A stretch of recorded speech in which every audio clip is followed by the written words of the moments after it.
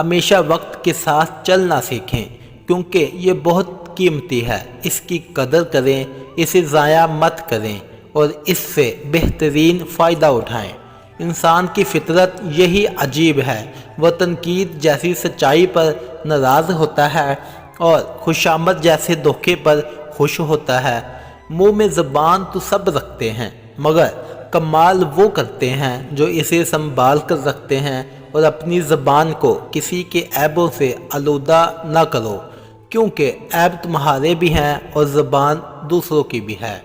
निजी ज़िंदगी में दूसरों की उतनी ही टांग उठाएं जितनी खुद की निजी ज़िंदगी में दूसरों की मुदाखलत बर्दाश्त कर सकें।